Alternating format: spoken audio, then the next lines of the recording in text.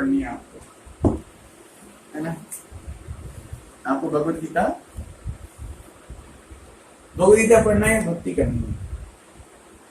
तो जैसे अर्जुन के लिए भक्ति क्या था, युद्ध करना है, हमारे लिए भक्ति क्या है, माला जाप करना है, आरती में आना। तो हमारी बुद्धि क्या करती है, तर्क देती है। देखो पूजी आप तो जानते हो ये सब है, पूजी वो कितना सब कुछ है, आपको पता है, ऐसा नहीं करूंगा तो क्या होगा, पढ़ूंगा नहीं तो देखो क्या हो जाएगा, ये सब इतना नुकसान हो जाएगा प्रभु जी, है ना, आपको पता ही है। तो ऐसा तर्क क्यों देते हैं हम? क्योंकि हमारी बुद्धि कहीं ना कहीं मोह में फंसी हो गई है। वो बुद्धि जो हमें भगवान के धाम ले जा सकती है, भगवान की तरफ डाइवर्ट कर सकती है, लेकिन वो बुद्धि कहाँ फंस गई है, एक ऐसे घने जंगल में फंस गई है जहां पर कोई रोशनी नहीं है।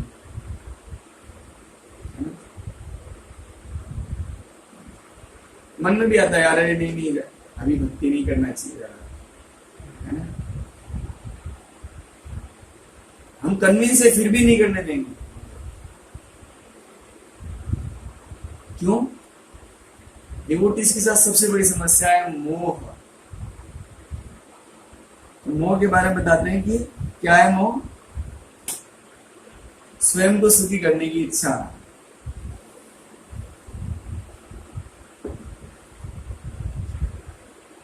ये है स्वयं को और स्वजनों को प्रसन्न करने की जो इच्छा है ना, उसे मोह कहा गया। जैसे अर्जुन युद्ध क्यों नहीं करना चाह रहे हैं? उनको पता है युद्ध लड़ूंगा तो क्या होगा, अब युद्ध अगर अर्जुन लड़ेंगे तो कोई बचने वाला नहीं, ये बात अर्जुन को पता है। पितामह मर जाएंगे तो उनको बहुत दुख होएगा। पितामह मरने से दुख नहीं हो रहा है, पितामह जी मर जाएंगे तो उससे उनको दुख इसलिए हो रहा है, या हमको भी उससे होता है कि हमारा पालन पोषण छिन जाएगा, दादाजी जी की गोदी में नहीं बैठ पाऊंगा।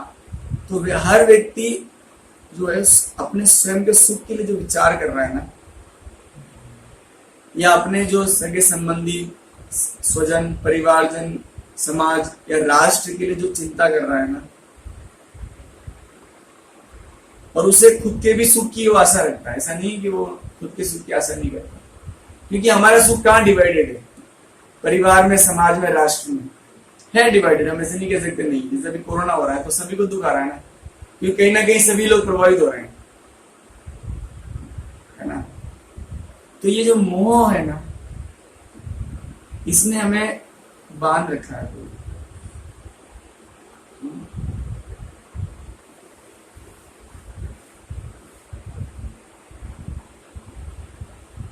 कहीं ना कहीं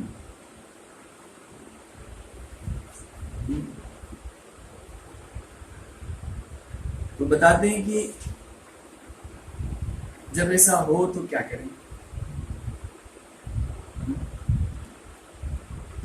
तो बहुत सुंदर इसका सॉल्यूशन है।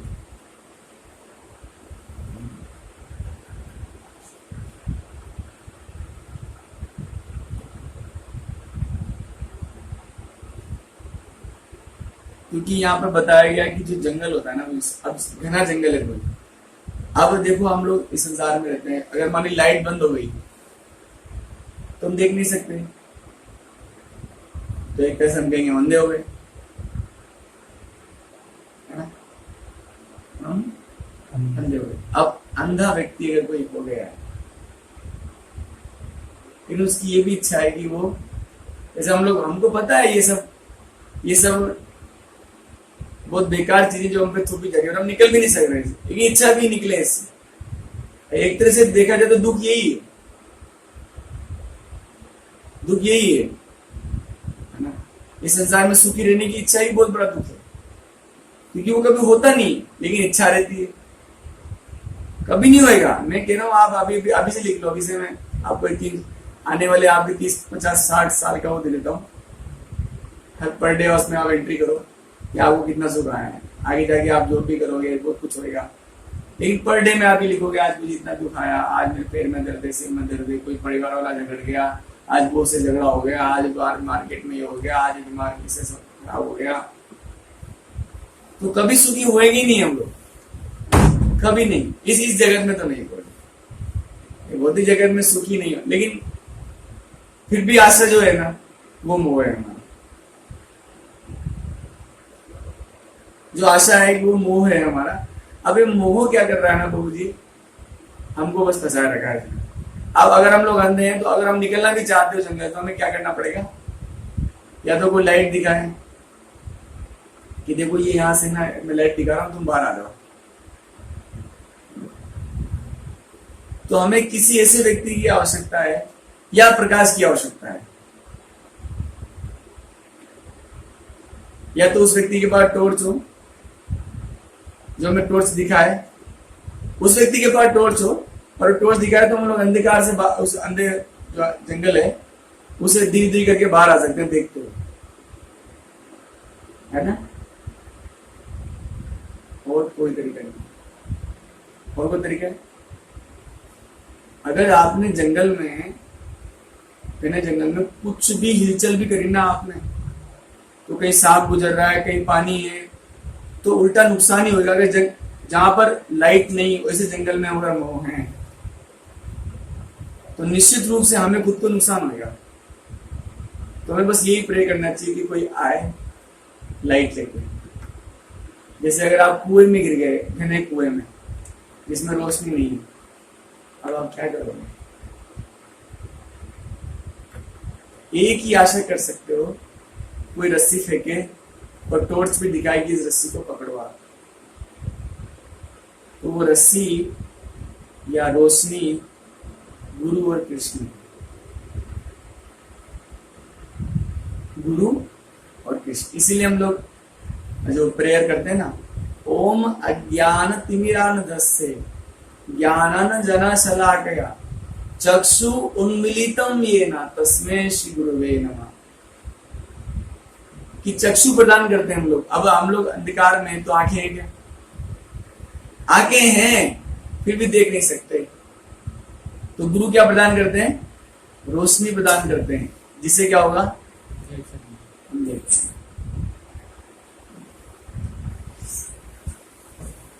कितना कष्ट है ना।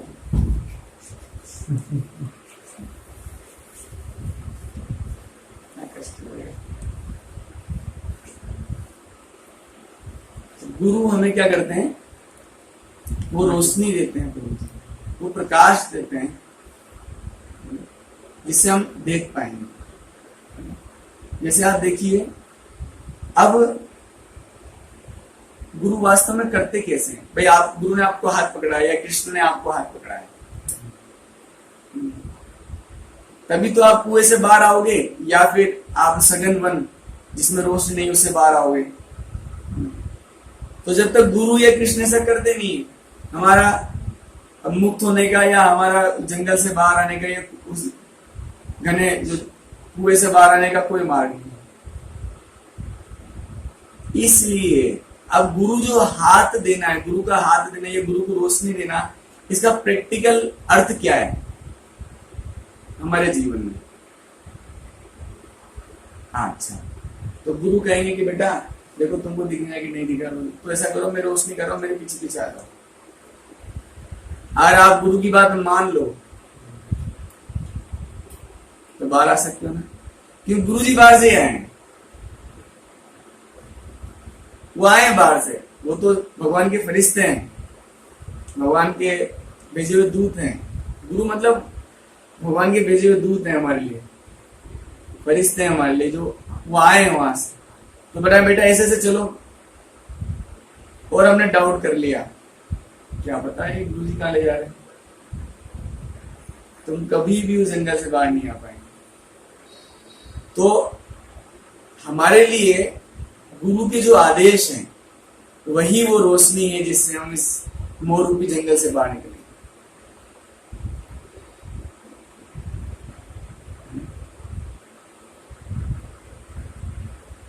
विश्वास करना पड़ेगा, लेकिन क्योंकि अभी आंखें नहीं है ना। और अगर थोड़ा जंगल तो बहुत बड़ा होता है, उसमें हम थोड़ी देर तक आए तो हम अविश्वास कर जाए बीच में, क्या पता हम बाहर निकले कि नहीं। नहीं, विश्वास कीजिए, पूर्ण विश्वास कीजिए गुरु परंपरा के आदेशों पर। तो गुरु परंपरा का आदेश ही वो रोशनी है या वो हाथ है जो आपको पकड़ के बाहर निकाल देंगे। नहीं तो और कोई मार्ग है आपके पास? आप थोड़ा सा बढ़ोगे गिर जाओगे, अपनी इच्छा से करोगे तो, है ना। तो this is the solution bro. Prabhupada ji कहते हैं कि हमको प्रतिदिन आरती मानना चाहिए, हमको प्रतिदिन 16 माला का जाप करना चाहिए, हमें प्रतिदिन गीता भागवत पढ़ना चाहिए। बस यही गुरु के आदेश है। 4 नियमों का पालन करना चाहिए। अगर हम इन आदेशों का पालन करेंगे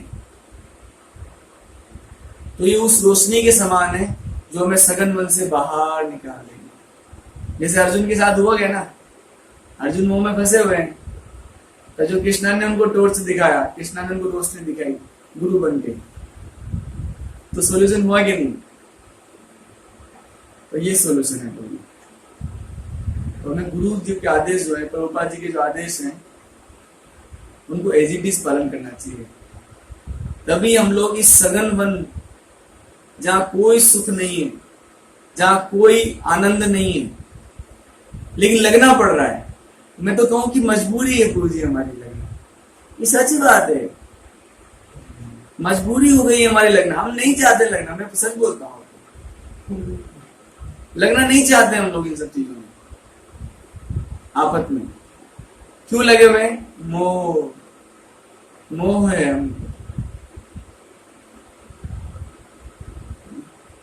अब मन में प्रश्न आएगा कि प्रभु जी जब सच में ऐसा होगा, जब हमारी बुद्धि मोह रूपी सघन मन से बाहर निकल जाएगी, तो हमें पता कैसे चलेगा?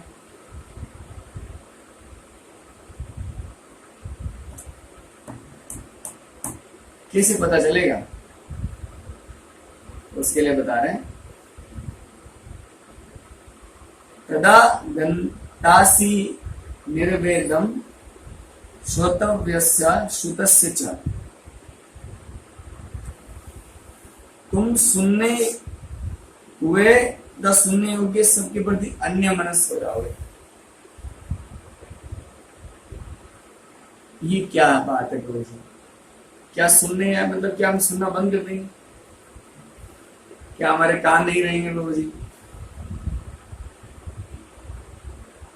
क्या बात बताई जा रही है यहाँ पे?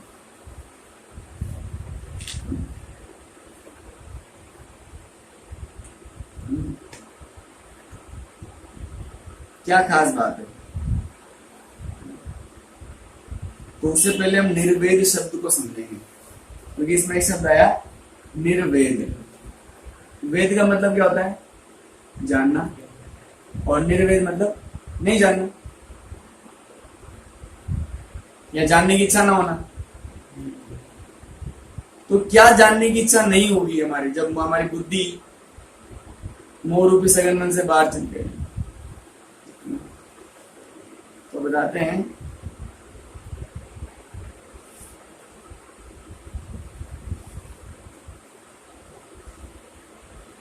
क्या नहीं जानने की इच्छा होगी आप, या फिर कैसे पता लगेगा कि आपका बुद्धि या आप स्पिरिचुअल लाइफ में प्रोग्रेस कर रहे हो आप? तो ये एक एग्जाम है, एक टेस्ट है, जिससे हमें पता लगेगा कि हम बाहर निकले हैं कि नहीं निकले हैं अभी तक। हाँ, तो बताते हैं क्या क्या जानने की इच्छाएं हैं हमारी अभी ना। भाई इसमें तो कहा कि जानने की इच्छा नहीं होगी, तो हम उल्टा चर्चा करेंगे क्या क्या चीजें हमें जानने की इच्छा होती है इस समय। जैसे बताते हैं कि हमें जानने की क्या क्या इच्छा होती है। इस प्रकृति, भौतिक प्रकृति में क्या है, कुछ भौतिक प्रकृति और निर्मित वस्तुओं घटनाओं का अध्ययन करने का इच्छा होती है। जैसे कोरोना वायरस, बहुत इच्छा होती है इसके बारे में जानने की, सुनने की, क्या है, कैसे है, क्या एलिमेंट है, या ये नहीं तो भौतिक प्रकृति की जो चीजें हैं। जैसे कि आप देखो साइंटिस्ट लोग इसी में लगे रहते हैं, और हमें भी बचपन से लगा रखा है। बचपन से हमको लगा रखा है इस शरीर के बारे में जानूं, हाँ, भौतिक प्रकृति। क्या कारण है कि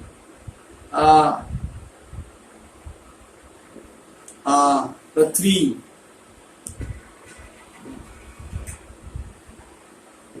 क्या कारण है कि अगर आप कोई पत्थर के ऊपर फेंकते हो तो नीचे आ जाता है? सुनने की इच्छा। क्या कारण है कि बादल से वर्षा होती है? ये सब, इस सभी को अगर आपकी जानने की इच्छा नहीं है ना, तो हमारे अंदर हमारा बुद्धि थोड़ा बहुत सघन मन से बाहर निकला है। आश्चर्य हो रहा सुन, जो साइंटिस्ट होते हैं वो वही जान लेते हैं। शरीर के बारे में जानने की इच्छा बहुत है। हमारे खुद के शरीर के बारे में जानेंगे, और कोकरोच शरीर में क्या है उसके बारे में जानना है। मतलब सिंपल है, भौतिक प्रकृति की चीजों के बारे में जानने की तीव्र इच्छा। इसका मतलब हमारी बुद्धि अभी भी सघन वन में पड़ी हुई है, कहीं बाहर नहीं है। क्या वीडियो भेजा है?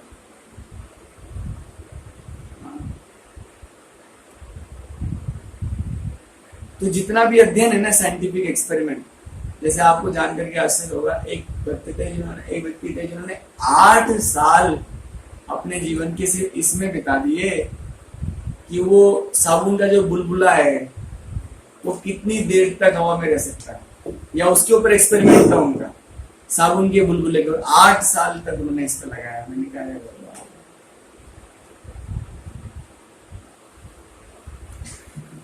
अरे साबुन का बुलबुला है, पैदा होगा, फट के मर जाएगा, आपको क्या फायदा? जैसे मैं कहूँगी साइंटिफिक एक्सपेरिमेंट हुआ है, ठीक है, उसने हमारे लिए क्या फायदा किया? आप कहेंगे पूछे हमारा जीवन फास्ट हो गया। अच्छा जी, और क्या हुआ है आपके जीवन में? अच्छा, आपका जीवन फास्ट हो गया, उसके बाद आप क्या कर रहे हो?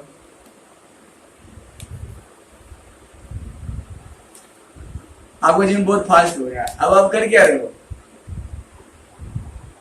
वही यार निद्रा पे, है ना? उसके अलावा कर रहे हैं कुछ? तो साइंटिफिक एक्सपेरिमेंट से, है ना, हमारी जीवन फास्ट जरूर हो गई, बट हमारे जीवन में से सुकून गायब हो गया।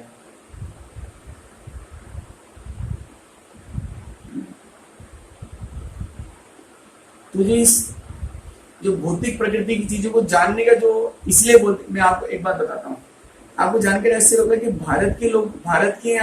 भारत में ज्यादा वैज्ञानिक आविष्कार क्यों नहीं हुए?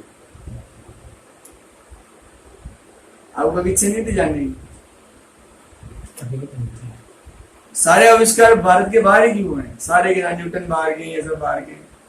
अरे हमारे यहाँ पर ऋषि मुनि, उनके ऊपर भी कभी सेब गिरा होगा, तो उनको तो जानने की इच्छा नहीं हुई। ये न्यूटन साहब को ही क्यों इच्छा हुई वहां पर, उनके सर पे सेब गिरा? ये क्यों गिरा? ये कैसे गिरा? अब क्या होगा? कैसे करें? क्योंकि हमारे न्यूटन साहब की बुद्धि इस भौतिक जगत के सघन मन में पड़ी हुई थी, और हमारे ऋषि मुनियों की बुद्धि सघन मन से बाहर आ गई थी। इसलिए उन्होंने कभी जानने की इच्छा नहीं करी इस भौतिक प्रकृति की किसी भी चीज पर।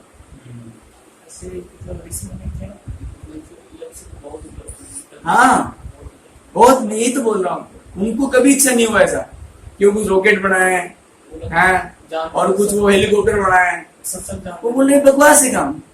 मनुष्य जीवन का उद्देश्य इस भौतिक संसार से मुक्ति पाना है। शंकराचार्य कौन सा सारा ये सब चीज से बहुत ही जानते थे, पूरा साइंटिफिक बोला जाता है। अब हम लोग हमारे ऋषि मुनियों को नहीं मानते हम, वाह न्यूटन साहब और ये जो और वो, इन्होंने एल्बर्ट आइंस्टाइन, वो okay, no doubt, Albert Einstein Newton भी भगवत गीता पढ़ते थे, ऐसा नहीं कह रहा, लेकिन उनकी बुद्धि हमेशा भौतिक प्रकृति में फंसी हुई है। हमारे भारत के लोगों की किसी की बुद्धि फंसी नहीं थी। उनको पता था मनुष्य जीवन का उद्देश्य इस संसार से बाहर आना है, इस भौतिक जगत दुख में जगत से बाहर आना है, इसलिए कभी उन्होंने सोचा ही नहीं इन चीजों के बारे में। अब जिनकी बुद्धि है भौतिक, वो भौतिक चीजों में लगी रहती है। We should be proud on our rishi muni. ये हमको उनको होता है, वो हमारे ऋषि मुनि तो बेकार थे और ये था और सारे आविष्कार तो विदेश में हो रहे, घटिया लोग हैं वो, घटिया बुद्धि है। भगवत गीता, आप मुझे दोष मत दीजिए।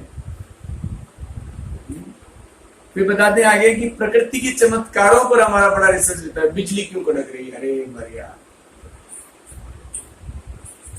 अरे बिजली कड़केगी, होएगा, बरसात हो जाएगी, तू प्रॉब्लम में क्यों आ रहा है? क्यों प्रॉब्लम आ रहा है? तू तो ये सोच कि बिजली कड़क रही है तो मर गए लोग वहां पर, अब तू भी मरेगा एक दिन, तू निकल इस जगत से।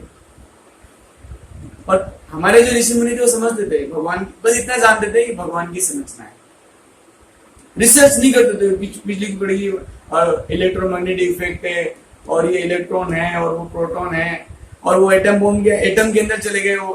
हे भगवान, पीरियोडिक टेबल बना दी इतनी बड़ी, क्या मतलब, क्या व्हाट इज दिस? ये सब तो ऊंचा साइंस था, ये सब तो हाई लेवल का साइंस जानते थे। ये सब तो कुछ मतलब भविष्य देख लेते थे, तो यहाँ से बैठे बैठे सब कुछ पता चल जाता था। आप देखो, अब प्रकृति के चमत्कार को बड़ा बड़ा वो है, ये देखेंगे वो करेंगे, चमत्कार हो रहे हैं, ये क्या हो रहा है।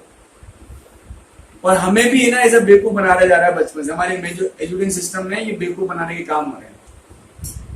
ठीक है, तो हमारी भी पहले वैदिक साइंस भी ऐसा था, उसको बताते कि भगवान की कृपा से सब कुछ हो रहा है, भगवान की कृपा से बादल बनते हैं, तो वो चीज छुपा रहे लोग। भगवान की कृपा से बादल, वो बोल रहे बादल बनते हैं, उसके पीछे कारण क्या है? ऐसा होता है, इवेपोरेशन होता है, कंडेंसेशन होता है और बादल ही हो जाता है। अरे ये भी तो बताना था कि भगवान की कृपा से ऐसा हो रहा है। इतना लाखों टन पानी हवा में कैसे तैर रहा है बता? लाखों टन होता है ना, ग्रेविटेशन के अगेंस्ट तैर रहा है आसमान में यार, तू तैरा दे। थोड़ा सा पानी फेंका तो नीचे आ जाता है। उस प्रभु की कितनी हायर इंटेलिजेंस होगी। तो इसलिए हमारे ऋषि मुनि ज्यादा जो सोचते हैं, तो प्रभु की कृपा है, प्रभु का चमत्कार है, क्या इसमें सोचना है? ओ नहीं नहीं नहीं, साइंटिफिक एक्सपेरिमेंट और उसके ऊपर और न्यूमेरिकल्स और उसमें लगे हुए हैं। बचपन से हमारा सब न्यूमेरिकल लगा हुआ है। और न्यूटन, वो जो आपने देखा होगा, पढ़ा होगा बच्चों ने कि नदी को यहाँ छोड़ते हैं तो कितनी देर में वो वहां नदी में वहां पहुंच जाएगा। प्रोजेक्ट मतलब बड़े बड़े प्रोजेक्ट मतलब चल रहे थे, कभी उस पे अपना आकाश था ना, अब वो एटम के अंदर क्या है? अरे जो है तो है, तुम लोग मतलब क्या है? कितने पैसे इसको बर्बाद होता है, इससे कोई रिजल्ट निकल नहीं आता। अरे तेरा टाइम कितना बचा हुआ बता? मनुष्य जीवन मिला तुझे और मनुष्य जीवन का उपयोग तू कर रहा है, ये एटम के अंदर कितने लेते